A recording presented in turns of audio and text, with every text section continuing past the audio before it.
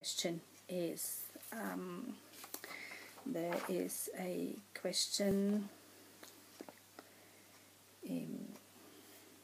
here. Ruth says, I have a 5-month-old Dalmatian and he's a delight in most things. My questions are, how can we stop him stealing our food and putting his paws up on the table and work surfaces? For that, I would say, first and foremost and often neglected is management. Prevention is definitely better than a cure. He's 5 months old, so he's still very young, and you've got a really good chance of making sure he picks up the right habits. Now, every time he jumps up with his paws onto the work surface or the table and manages to get some really nice, tasty, yummy food, that's like winning the lottery. It's a jackpot. It's brilliant, and it is highly, highly rewarding. So it will be very likely that he'll try it again. And the more often he succeeds, the more trouble you'll have to get him out of that habit. So prevent, prevent, prevent. When you can't be right next to your dog, make sure there's no food on the work surfaces, clear the dinner table immediately, and make sure he can't get anything. That would be the first thing, because otherwise you get a proper counter surfer. Dalmatians are quite well known for being counter surfers and liking their food and liking to get into food. But then in terms of training, what can you train so that he doesn't develop that trait? One very important command to teach him is a leave it. And I can go into how you do it a little bit, but it's best to either ask me separately or go to a trainer or to a class and find out. But basically what you do is you have a piece of food in your hand in a closed fist like this. You offer it to your dog, and the dog will probably try to chew it and nibble and try to get to it somehow, and you have to make sure that you don't give him the treat.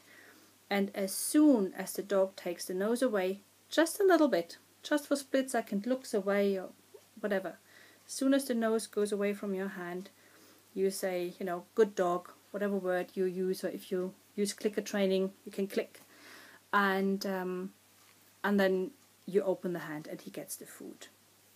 And you then build that up and say, leave it, show the food, and if the dog tries to get it, close the hand again very quickly so he cannot get it. So leave it, open the hand, and if he doesn't take it, say good dog, and that's important, don't give this treat because he's supposed to leave it, and that means he won't get it. Have another treat nearby in your other hand, give him that treat. So the treat that he has to leave, because you want him to learn that leave it means leave it, I won't get it, I will never ever ever get it, rather than just pause, I won't get it now but I'll get it later. So leave it means don't get it, so the treat for leaving it has to come from the other hand, and then you can build up from there, and that leave it then can get generalized, and so he'll learn that if you say leave it, he is not to touch it. If you don't like the term leave it, you can teach him a don't touch it, up to you. So that's very good. Also, when you're in the kitchen, you're preparing dinner. This is what I always used to do with my hearing dog puppies, and I had one as a holiday cover once who came to me 6 months old and jumped on tables and did steal food, so I know exactly what you mean with Woody. And what I did was, I always had a dog bed or a mat, can be one of these vet beds, doesn't matter, in the kitchen, not far from me, and I encouraged the dog to lie on there. Whenever the dog went to lie on that bed, I would praise it, I would toss it a little treat, and so the dog associated being on this mat. When I lie there, good things happen, food, manna rains from heaven, and I get treats that way. Now, when this little tea leaf came and tried to jump up, I would just very gently push the dog down, but I wouldn't say anything, I wouldn't go into discussion with him, I wouldn't pay him any attention, just gently pushed him down again so he couldn't get to the food. And block body block, do what you have to do to make sure your dog doesn't get to the food. And then when he gives up and he's got all 4 feet on the floor, firmly on the floor, you can give him a treat. And especially when he goes onto the mat, you can encourage him to go onto his mat, and then when he's there, he gets a treat. This little doggy I had only for 2 weeks, but he learned it very quickly, and very soon he would just be in the kitchen with me, lie on his bed, and wait for those good things to happen.